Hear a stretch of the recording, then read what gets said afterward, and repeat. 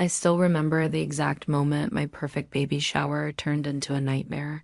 My name is Emily Turner. I am 32 years old and 7 months pregnant with what will be the first grandchild in my husband James' family.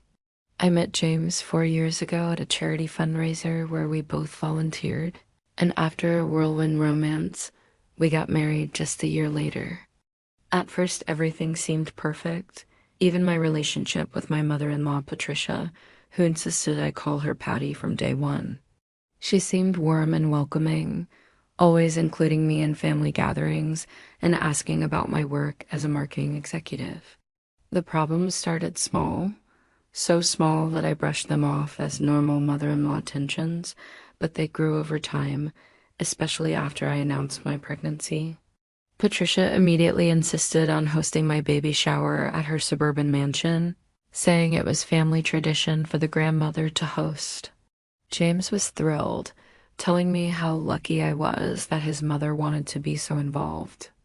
I reluctantly agreed, trying to embrace her enthusiasm for her first grandchild. For weeks, I helped with planning, sent her my guest list, and even compromised on the gender-neutral theme I wanted in favor of her preferred pink explosion, since we're having a girl. The day of the shower arrived, and despite my swollen ankles and constant backaches, I plastered on a smile as I greeted guests in Patricia's immaculately decorated home. Everything seemed to be going according to plan until halfway through the gift opening when the doorbell rang. Patricia practically sprinted to answer it, returning with a tall, perfectly toned woman carrying an extravagantly wrapped gift and wearing a smirk that made my stomach drop. "Emily, you remember Vanessa, don't you?" Patricia announced loudly. "James's girlfriend before you." The room fell silent as Vanessa locked eyes with me, her smile never reaching her eyes. I felt the baby kick hard, as if sensing my sudden surge of stress hormones. In that moment, I knew this wasn't a coincidence. The nasa hit me like a wave, and it wasn't pregnancy related. James shifted uncomfortably beside me but said nothing as his ex-girlfriend, the woman Patricia had compared me to countless times, took a seat directly across from us, crossing her long legs and placing her gift prominently on the table. To understand how we got to this moment, we need to go back to when I first met Patricia at a family dinner 3 years ago. James had been nervous about introducing me to his parents, which should have been my first warning sign. We arrived at their sprawling colonial-style home, and Patricia greeted me with a tight hug that felt more performative than genuine. "So this is the woman who's captured my James' heart," she'd said, looking me up and down in a way that made me feel like I was being appraised rather than welcomed. Throughout dinner, she asked probing questions about my family background, subtly highlighting the differences between my middle-class upbringing and their old-money lifestyle. When I mentioned my career in marketing, she nodded with a thin smile and said, "How nice to have little hobbies until you start a family," despite my attempts to explain that I was actually a department director.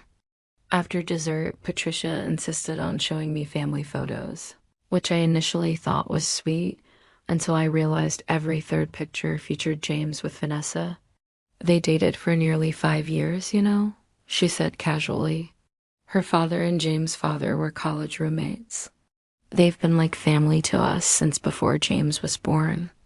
Later that night, James explained that his mother had always been close with Vanessa's family and had even once joked about planning their wedding. "But that's all in the past now," he assured me. "Mom will warm up to you. She just needs time." I tried everything to build a relationship with Patricia over the next several months.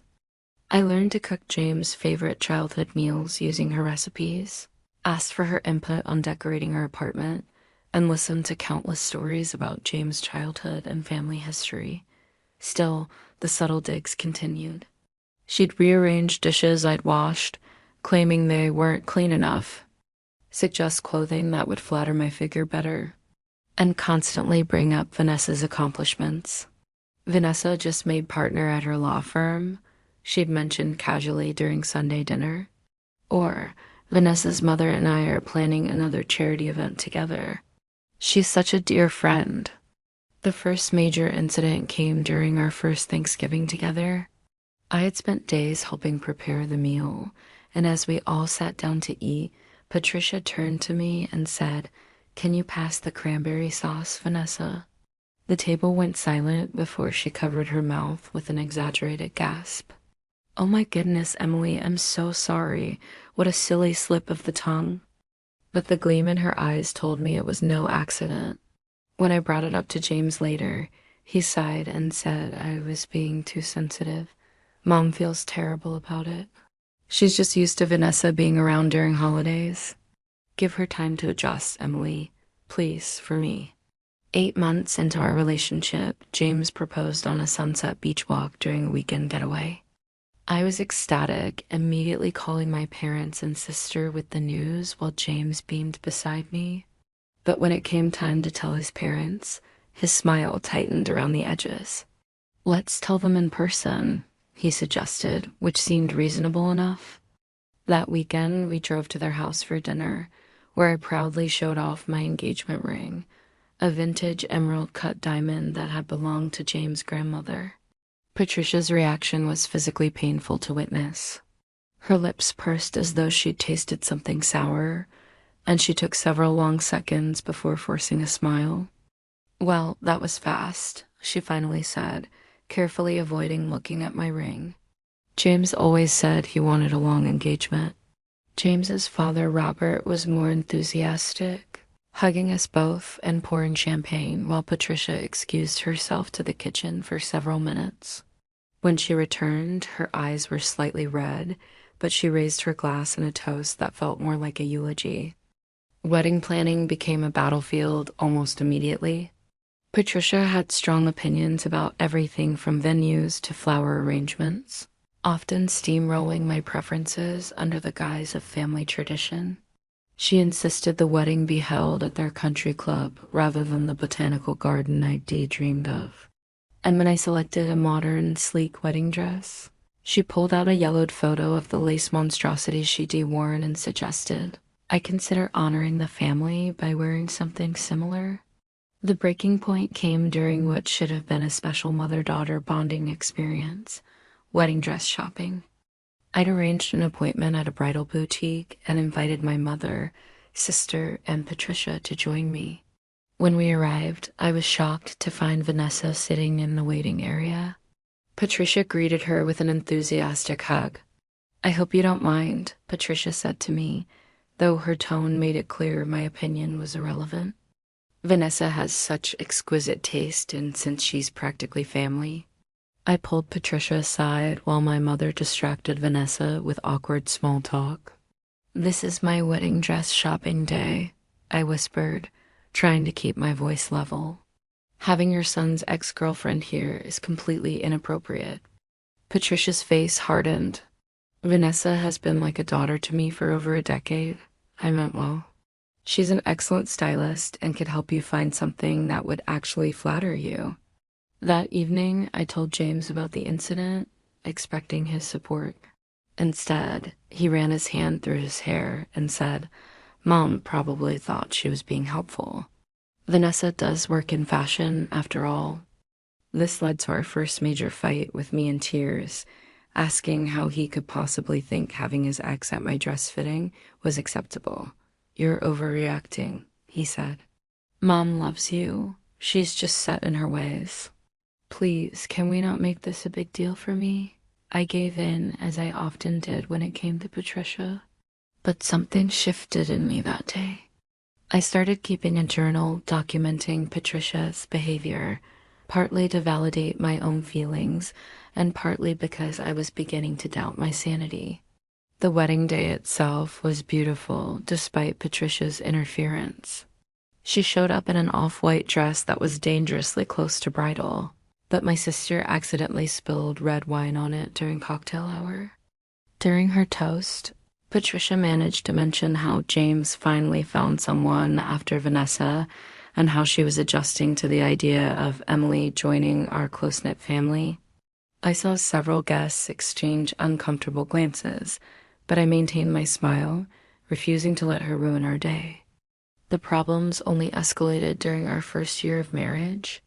James and I had purchased a modest craftsman-style home about 30 minutes from his parents, which I thought would give us enough distance to establish our own household while still being close enough for regular visits.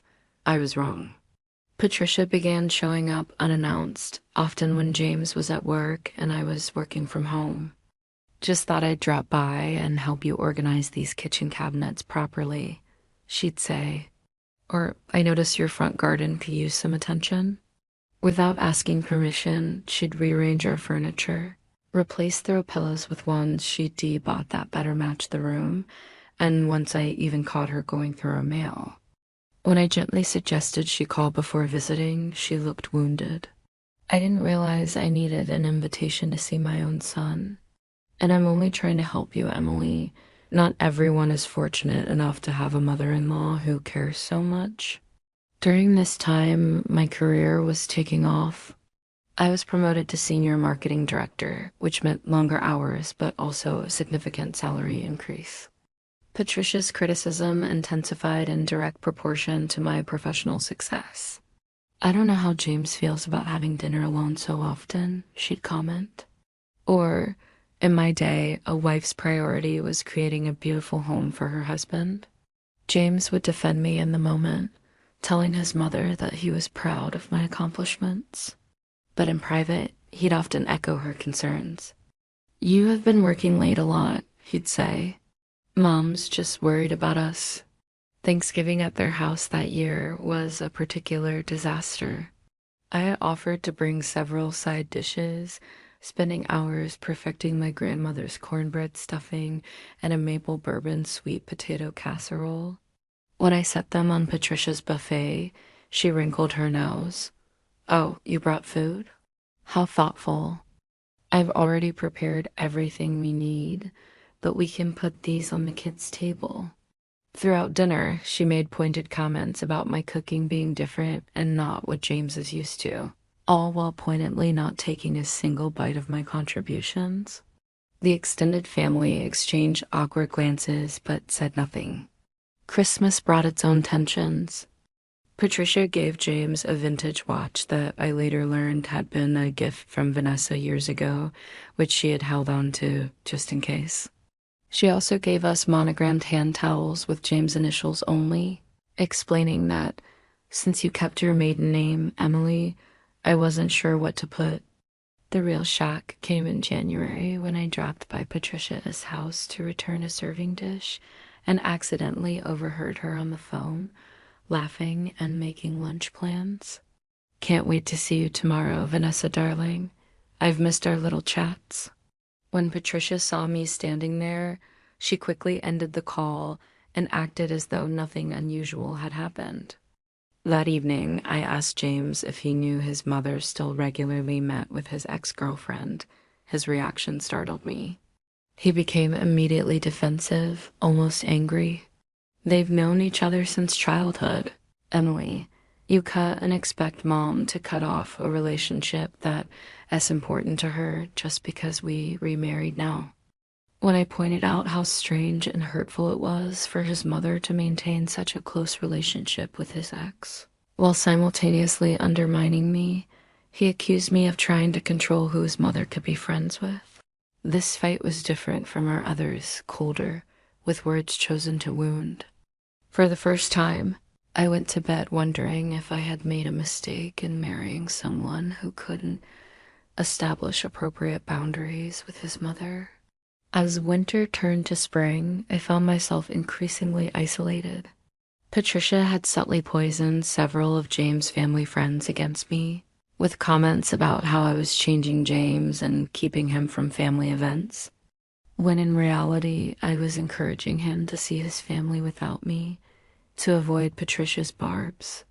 I started to doubt myself constantly, wondering if I really was the problem. Maybe I was too sensitive. Maybe I wasn't trying hard enough. Maybe Patricia's thinly veiled hostility was all in my imagination. The gaslighting was working. Last fall, after trying for 6 months, I discovered I was pregnant. 2 pink lines appeared on the test, and I sat on the bathroom floor crying, with joy and terror in equal measure. Joy at the life growing inside me, terror at the thought of Patricia having even more access to our lives. When I told James, he swept me into his arms, his eyes shining with tears. "This is the best day of my life," he whispered against my hair. We agreed to wait until the 12-week mark to tell family, treasuring the secret between just the two of us. Those were perhaps the happiest weeks of our marriage, planning and dreaming together about our future child. At 12 weeks, we invited both sets of parents to dinner at our home to share the news. My parents were openly emotional, my mother already talking about knitting baby blankets, while my father discreetly wiped away tears. Patricia's reaction was bizarre by comparison. She squealed and immediately rushed to James, embracing him tightly as though he'd accomplished this miracle all by himself. "My baby is having a baby," she exclaimed, then, almost as an afterthought, gave me a quick pat on the shoulder. "How are you feeling, Emily? Morning sickness? You look a bit peaky." Throughout dinner, she directed all baby-related questions to James, as if he were the one carrying the child. As the weeks passed, Patricia's interference reached new heights. She began suggesting baby names with family significance, which I later discovered were names from Vanessa's family tree. Elizabeth would be perfect for a girl, she said during one visit. It was Vanessa as grandmother's name, and James always said he loved it when I mentioned we were considering the name Olivia. Patricia wrinkled her nose. "That's becoming so common, dear. Wouldn't you want something more distinctive?" She took over nursery planning without asking, showing up one weekend with paint samples and fabric swatches in colors I had specifically said I didn't want. "Trust me, Emily," she said dismissively when I tried to express my preferences. "I've been thinking about my grandchild's nursery for years. You lack experience in these matters." One afternoon, I came home early from work with terrible nausea to find Patricia in our house on the phone, in our nursery, which James had given her a key to in case of emergencies. I paused outside the door when I heard her say, "Yes, we've always followed that tradition in our family. Emily doesn't understand the importance of these things, but I'm sure once the baby arrives." She noticed me and quickly ended the call, claiming it was just a friend asking about the pregnancy. Later that week, James started working longer hours, often coming home after I was already in bed. When I tried to talk to him about my concerns with his mother, he seemed distant, preoccupied. "Can we not do this right now, Mom? I'm exhausted." Or, "You're being hormonal. She's just excited about the baby." As my pregnancy progressed, I developed gestational diabetes and had to carefully monitor my diet. Patricia used this as another opportunity to criticize me. "If you had been in better shape before getting pregnant, this probably wouldn't have happened," she said while watching me test my blood sugar. She began bringing over sugary foods I couldn't eat, claiming they were James' favorites and that I shouldn't deprive him just because I had dietary restrictions. The comments about my changing body became relentless. "My goodness, you're carrying so much in your face," she'd say. Or, "I only gained 20 pounds with James. Have you been weighing yourself regularly?" At my 20-week scan, we learned we were having a girl. James was thrilled, but Patricia seemed oddly disappointed. "Well, I suppose a girl is nice too," she said. Although the first grandchild in the family is traditionally a boy. When I called her out on this ridiculous statement, she backpedaled, claiming I had misunderstood due to pregnancy brain. By my 3rd trimester, I was physically uncomfortable, emotionally exhausted, and reaching my breaking point. But every time I considered confronting Patricia directly, I thought about the stress it would cause and the potential impact on my baby. So I continued to smile through her insults, redirect her inappropriate suggestions, and cry only in the shower where no one could hear me. I was becoming a shadow of myself, and the worst part was that James either didn't notice or chose not to see it. When I was 6 months pregnant, Patricia called to inform me, rather than ask me, that she would be hosting my baby shower at her home. It's tradition for the grandmother to host, she declared in a tone that brooked no argument. I've already picked a date that works for everyone important. I tried to suggest having it at our house or a restaurant to reduce my commute, but she dismissed my concerns. Don't be difficult, Emily. I'm doing you a favor. Most women would be grateful for a mother-in-law who wants to be so involved. When I mentioned this to James, hoping for support, he seemed surprised by my reluctance. Mom's offering to handle everything, Em, with your diabetes and the doctor saying you need to rest more. Isn't it nice not to have to worry about planning a party?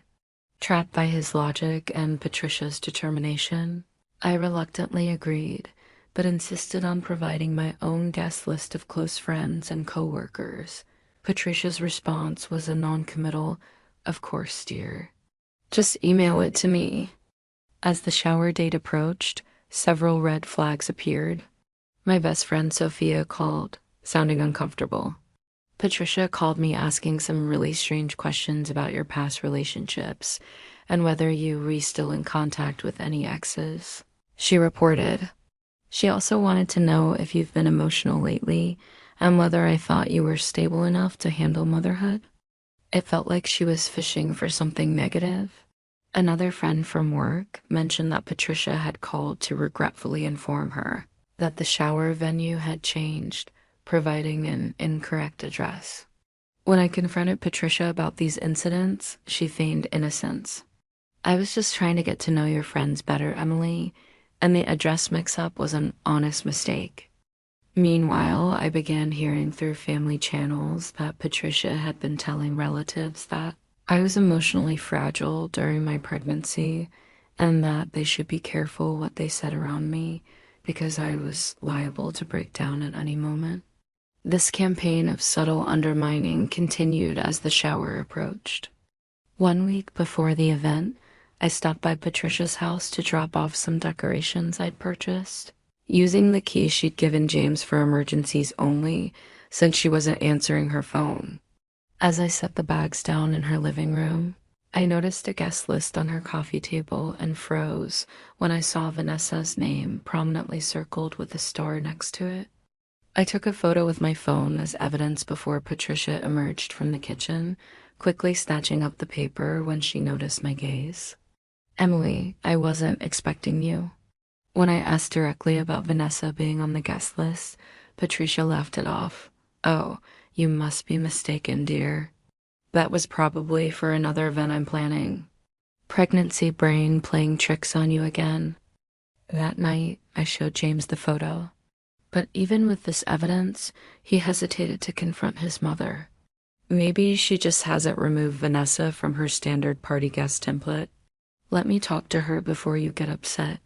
But his talk resulted in nothing but Patricia tearfully claiming I was looking for reasons to drive a wedge between her and James, and that she would never do anything to hurt her precious daughter-in-law. The dismissiveness of both of them made something shift inside me. I became determined to discover what Patricia was really planning. 2 days before the shower, I volunteered to help Patricia with food preparation. While she was preoccupied with a phone call from the caterer, I quickly checked her cell phone that she'd left on the counter. What I found confirmed my worst suspicions and revealed even more than I'd imagined. There were dozens of text messages between Patricia and Vanessa, planning what they referred to as the surprise. "Vanessa, are you sure this is a good idea? James might not appreciate it." "Patricia, trust me, he misses you. He's just too loyal to admit it. Once he sees you, he'll remember what he's missing. Emily's hormonal anyway, and after the baby comes, who knows if their marriage will survive." But that wasn't all. As I quickly scrolled through her messages, another name caught my eye: Michael.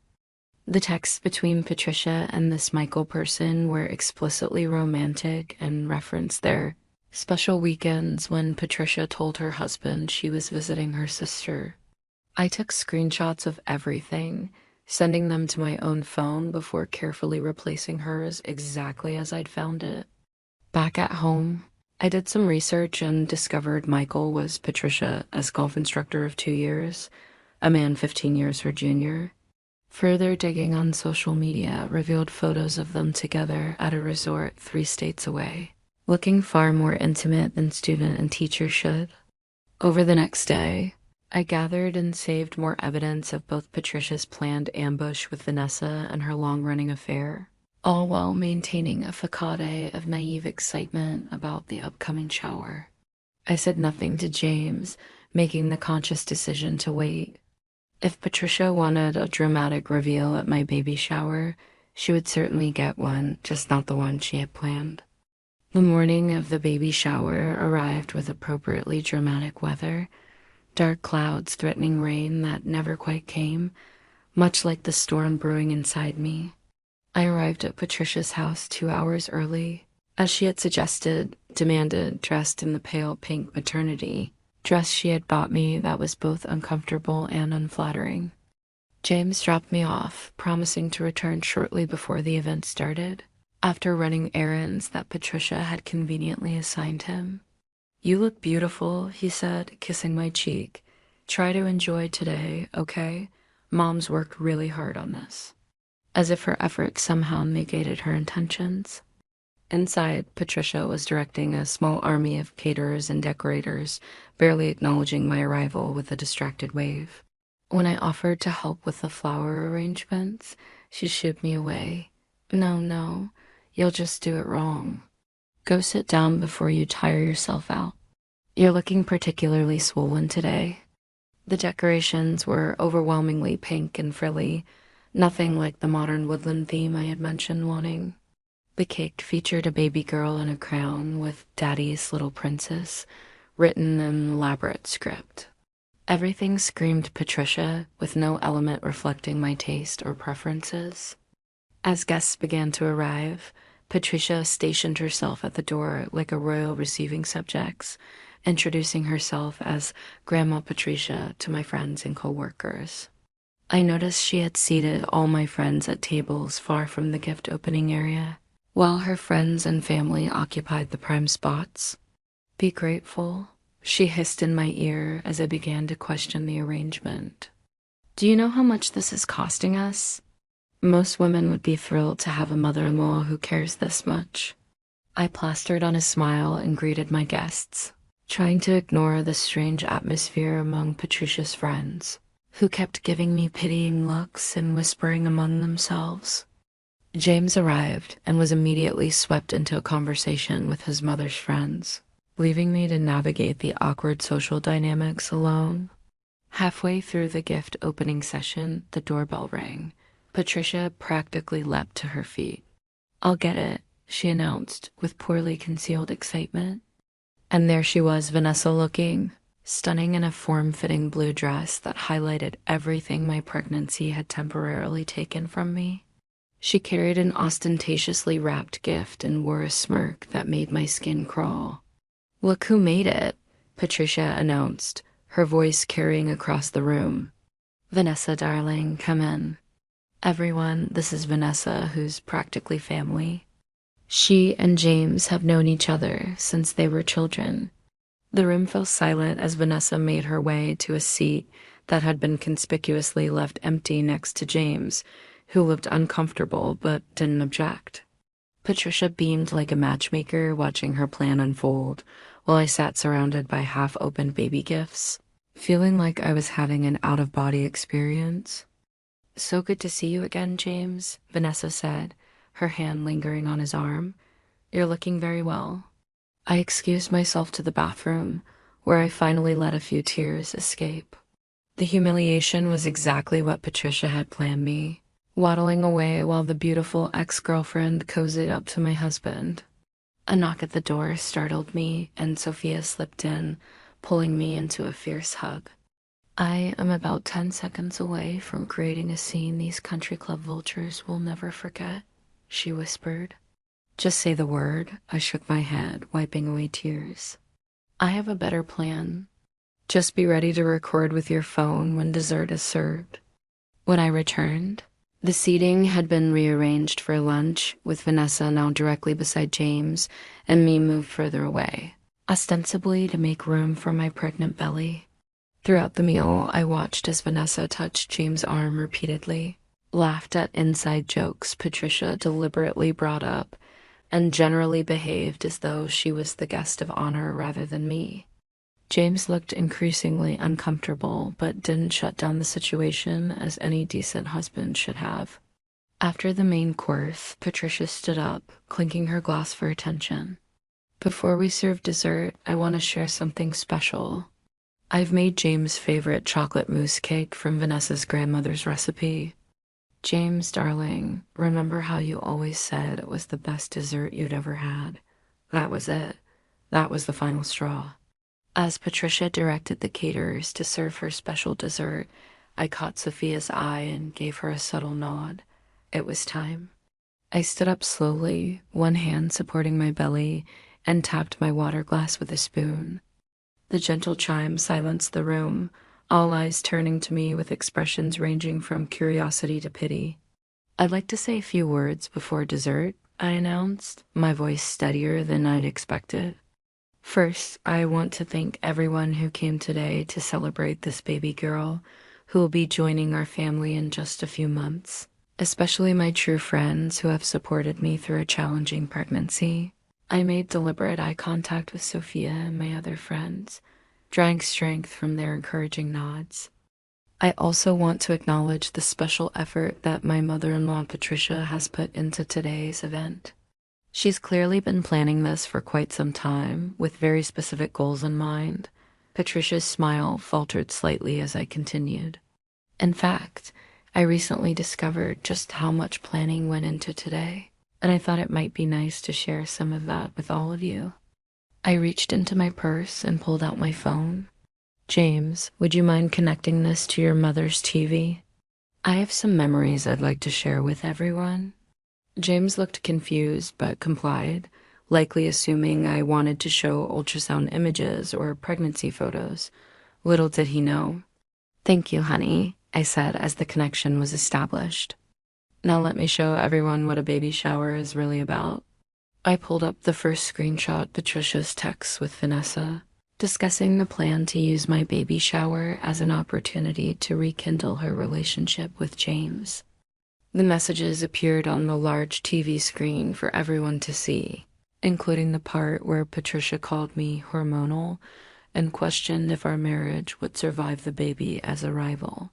Gasps echoed around the room as I swiped to the next screenshot, showing Patricia instructing Vanessa on what to wear and how to act. "Wear the blue dress he always loved. Sit next to him. Touch his arm when you laugh at his jokes. Remind him of what he's missing." James' face drained of color as he stared at his mother's words. Patricia lurched toward me, reaching for my phone. "You had no right to go through my private messages," she shrieked, accidentally knocking over a crystal punch bowl in her haste. The crash punctuated the moment perfectly as punch spread across the pristine white tablecloth like blood. "Actually, these messages were left open on a phone in a room I was invited into," I replied calmly, "but we're just getting started." I continued to the next set of screenshots, revealing Patricia's long-running affair with Michael, the golf instructor. There were explicit texts, hotel reservations, and photos of them together on days Patricia had claimed to be visiting her sister. I looked directly at Robert, Patricia's husband of 35 years, as his face crumpled in shock and betrayal. "I'm sorry you had to find out this way, Robert," I said genuinely. "But I thought you should know the truth about the woman who claims to value family above all else." The final text I displayed showed Patricia discussing her plans with Michael. Once James realizes his mistake with Emily, things will go back to how they should be. He was happier with Vanessa anyway. This baby is just complicating everything. The room was so silent you could hear the ice melting in abandoned drinks. I turned to face James directly, my voice quivering slightly for the first time. "I've spent 3 years trying to please a woman who never intended to accept me. I've watched you repeatedly choose your mother's feelings over your wife's. I've endured insults, manipulation, and now this public humiliation, all while carrying your child. Tears streamed down my face, but I refused to wipe them away. I love you, James, but I will not raise our daughter in an environment where her mother is disrespected and her father is too weak to stand up for his family. I picked up my purse and turned to address the stunned crowd. Thank you all for coming. The truth has been my gift to everyone today. Enjoy the special dessert. With that, I walked out, head held high despite the tears still flowing. Behind me, I could hear the chaos erupting, Patricia's wailing, Robert's demanding questions, James calling my name, and Vanessa's hurried excuses as she tried to exit unnoticed. But I didn't look back. For the first time in years, I felt like I could breathe again. For 3 days after the baby shower, I stayed with my sister Olivia, ignoring the barrage of calls and texts from James. I needed space to process everything and decide what I wanted for my future and my child's future. My sister was my rock, alternating between bringing me ice cream, listening to me cry, and fiercely declaring that James didn't deserve me or the baby. You should have seen Patricia's face when those texts appeared on screen. Sophia reported during a visit, showing me the video she'd recorded. Total shock, then rage, then fear when she realized everyone was seeing her affair too. Classic narcissist response. She was more angry about being exposed than remorseful for what she did. On the 4th day, James showed up at Olivia's doorstep, unshaven and hollow-eyed. My sister was reluctant to let him in, but respected my decision to talk to him. I've been looking everywhere for you, he said as we sat in Olivia's small garden, a neutral territory where we could speak privately, but I still felt safe. Why didn't you tell me what you found on my mother's phone? I laughed without humor. Would you have believed me? You've never believed me before when I told you how she treated me. You've always taken her side, made excuses for her behavior. James ran his hands through his unwashed hair. I would have this time. I swear, Emily, I had no idea she was planning to invite Vanessa. I knew they still had lunch sometimes, but that's the problem, James, I interrupted. You never thought. You never wanted to see what was happening right in front of you. Do you know how many times I've tried to tell you about your mother's behavior? How many tears I've cried while you dismissed my feelings as overreactions or hormones? What followed was the most honest conversation of our marriage. James admitted he'd always known his mother was difficult, but had been conditioned since childhood to manage her emotions rather than confront her behavior. He confessed that he had known about her continued relationship with Vanessa, but hadn't thought it was important enough to mention to me. She's always loved Vanessa, he said weakly. I didn't think it was a big deal. It became a big deal when she tried to use my baby shower to reconnect you with your ex, I pointed out. Can you imagine how that felt to sit there, pregnant with your child, while your mother paraded your ex-girlfriend in front of everyone? To realize that your own husband didn't have the backbone to shut it down immediately? James started to cry, something I'd only seen once before, when his grandfather died. I failed you, he whispered. I was so focused on keeping peace that I didn't to protect the person who should have mattered most. I don't know if you can forgive me, but I need you to know that I love you, not Vanessa. It's always been you. I remained unmoved by his tears, having shed too many of my own. It's not enough to love me, James. You have to choose me. Choose our family. That means setting clear boundaries with your mother. I won't subject our daughter to what I've endured these past 3 years. For the next several hours, we talked through years of accumulated hurt. I showed him my journal documenting Patricia's behavior, which visibly shocked him as he realized the extent of her cruelty. Eventually, we agreed that if our marriage had any chance of survival, we needed professional help, and James needed to establish firm boundaries with his mother. She needs to apologize sincerely, not just to me, but to everyone at that shower, I insisted. And if she can't do that, She doesn't get to be part of our lives or our daughter's life. James nodded, looking simultaneously devastated and determined. I understand. I'll talk to her. The week that followed was grueling for both of us. James visited his father, who had moved into a hotel after confronting Patricia about her affair. Dad's a mess, James reported back. Apparently, Mom's been gaslighting him for years, too, making him think he was paranoid whenever he questioned her whereabouts. The affair has been going on for over 2 years. I felt genuine sympathy for Robert, another victim of Patricia's narcissism. James and I began couples counseling, where our therapist helped us establish healthy communication patterns and boundaries. After our third session, James returned to our home, sleeping in the guest room at my request until I felt ready to fully reconcile. Patricia attempted reconciliation on her terms almost immediately, showing up at our door with a generic apology clearly designed to rug sweep the entire incident.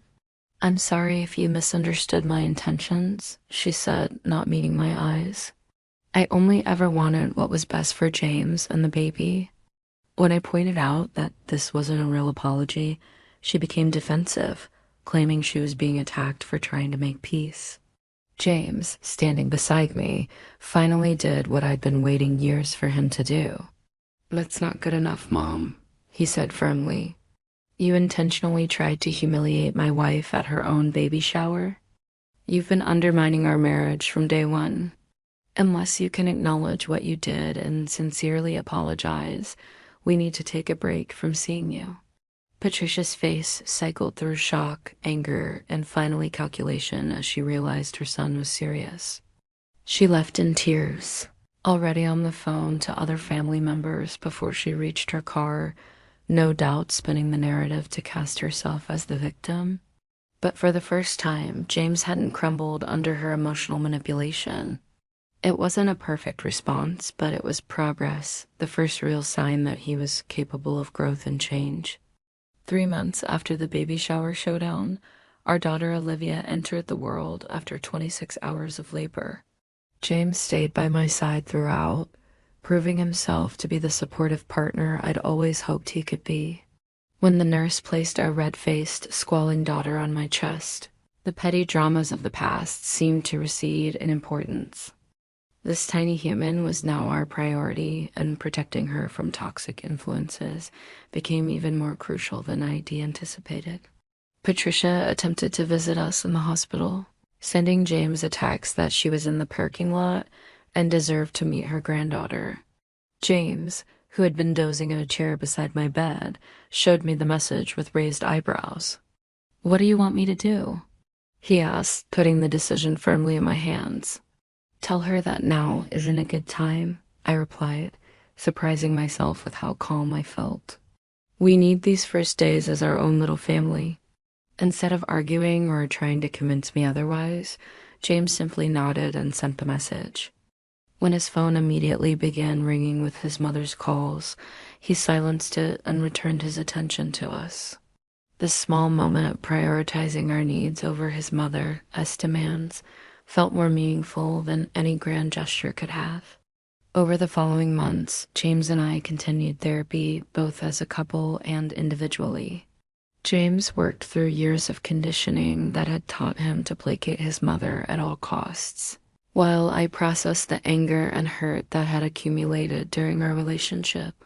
We learned healthier communication patterns, how to express needs without accusation, and most importantly, how to function as a united team.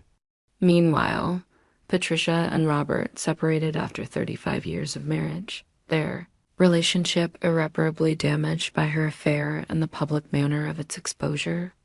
Robert, free from Patricia's manipulation, began rebuilding his relationship with James, becoming a doting grandfather to Olivia and an unexpected ally to me. "I should have seen it sooner," he confided during one visit, watching James cradle his daughter. "Patricia treated your mother-in-law the same way she treated you. I just never had the courage to call her on it." 6 months after Olivia's birth, Patricia requested a meeting. She had been through therapy of her own, a condition Robert had set for their divorce, settlement, and appeared genuinely changed. In a private conversation with just the three of us, she offered the first sincere apology I'd ever heard from her.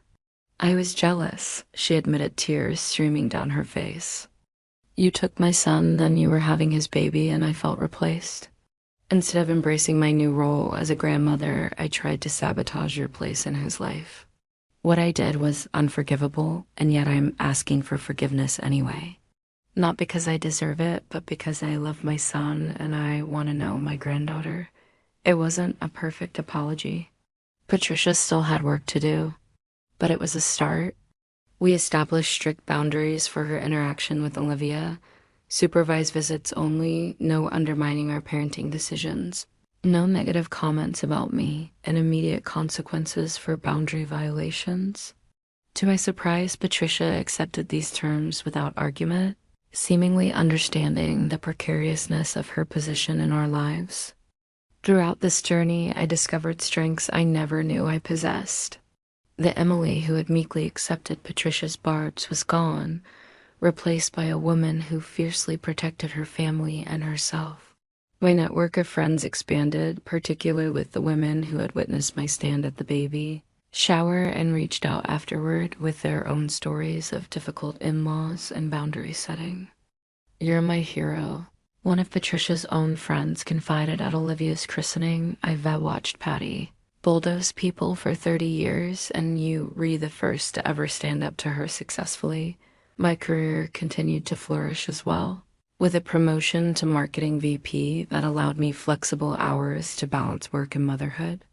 The confidence I gained from standing up to Patricia translated into assertiveness in the boardroom that had previously eluded me.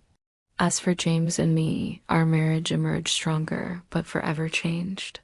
There was a period of mourning for the relationship we might have had without Patricia's interference, but also appreciation for the more balanced partnership we were building in its wake.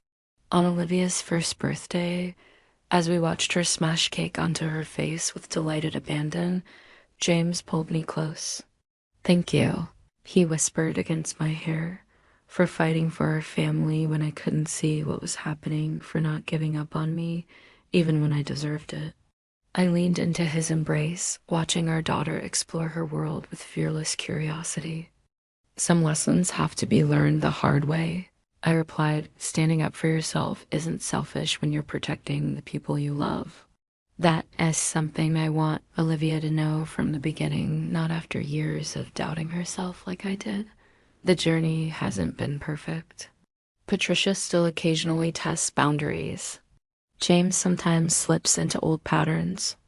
And I have moments of residual anger about the years of mistreatment, but healing isn't a destination. It's an ongoing process that requires vigilance and commitment. What I've learned through all of this is that family isn't always defined by blood. Sometimes it's the friends who stand beside you in your darkest moments, the in-law who chooses truth over loyalty, and the partner who finally finds the courage to grow even when that growth is painful. Have you ever had to stand up to someone who was undermining your relationship or self-worth? How did you find the strength to draw that line in the sand? I'd love to hear your stories in the comments below. Remember, sharing our experiences helps others recognize toxic patterns in their own lives. If this story resonated with you, please consider subscribing for more real-life experiences and lessons learned the hard way. Thank you for listening to my journey, and I hope it gives strength to anyone facing their own Patricia. Sometimes the most important boundaries are the ones that feel impossible to set.